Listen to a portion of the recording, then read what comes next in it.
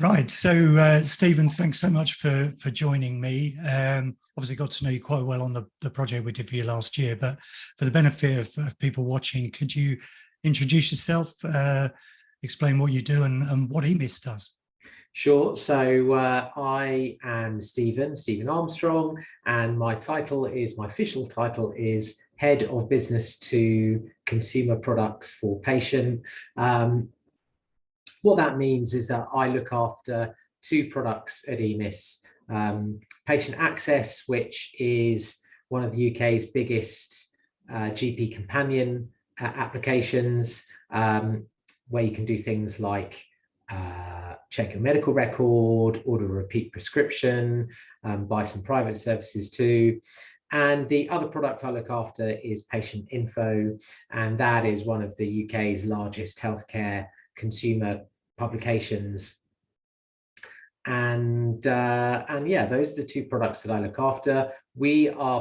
Patient is part of EMIS Group, and EMIS Group is an organization that sells clinical systems into predominantly the NHS, but we also have community pharmacy, prescription management software and systems that we sell, we design and build and then sell into pharmacies. And we also have a life science and data division too. Well, it's a pretty big business. I know we've worked with a few different areas. I must admit, I find it fascinating. And for the project we worked on, could you talk a bit about what the problem was you were trying to solve?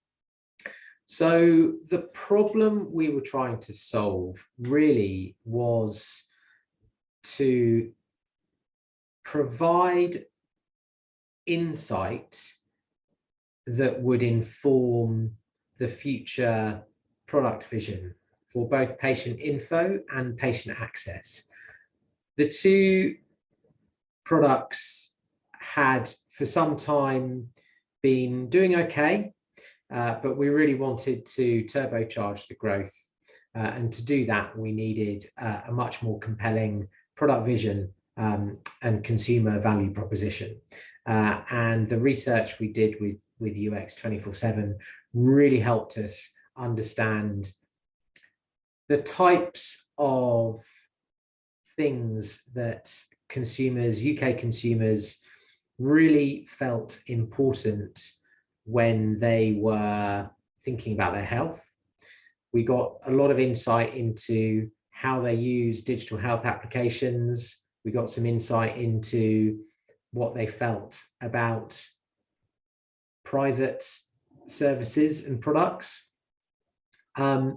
And we also validated a number of product propositions that were actually developed as part of some much more smaller qualitative research exercises that we did prior to the quant that we did with UX247, and that was really important. And what the project that we did with UX247 really helped validate some of the things that we found in the more in-depth interviews that we'd run in-house. Well, it's great to hear that. What drove you to select us? I mean, other than probably we were kicking around EMIS doing other things, but particularly for your project. So I think, well, you said it. You were kicking around doing lots of other things for EMIS. We were working to a really tight deadline. I think because you guys had already built up a decent reputation within the business, you were part of our supplier roster anyway, and you had exactly the right kind of experience and skill sets to do what we needed to do. We couldn't have done it in-house. We didn't have the time or the resource, so it was invaluable to kind of lean on you guys to help generate, well, two things really, to help guide our own in-house team in terms of the objectives of the research, how any survey should have been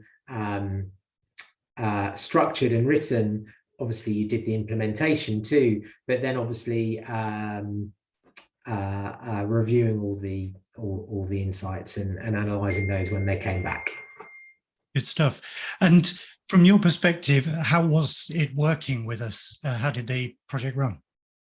Good. Yeah, really good. Like I said, we were working to some really tight deadlines, actually. So you guys were super, super flexible in that. I think what I really valued, actually, was the input at the beginning, where you made us kind of stop and think and consider what we really were trying to achieve.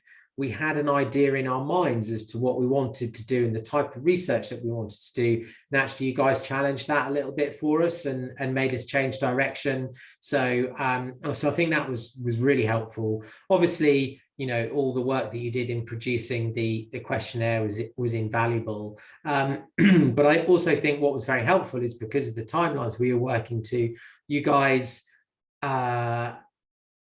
the way in which you managed the analysis after the questionnaire had completed was really helpful, because we got some initial insights that helped us make our case to the EMIS board, and then we had more detailed analytics that really were invaluable, like I say, in helping us shape the future product vision, and also evidence that as well as part of the business case that was made to the board, and also feed into some of the market sizing activities that we had to do too.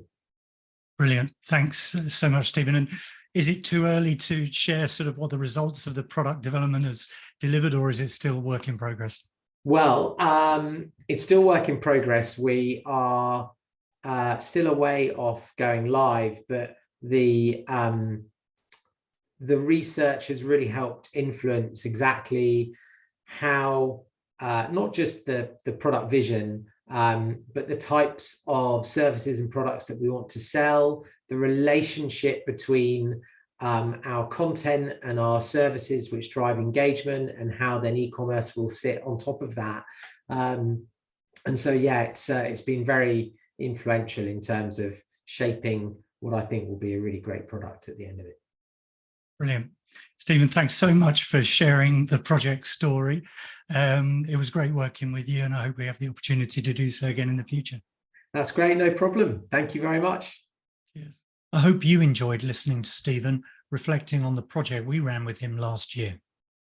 And if you've got a business problem, it could be that design research will help you solve it. So why not get in touch for a no obligation conversation? You can do that via our website. That's www.ux247.com, and we've got a contact us section there, or email me or my colleagues at hello@ux247.com, or find me on LinkedIn and you can message me there. Thanks for watching.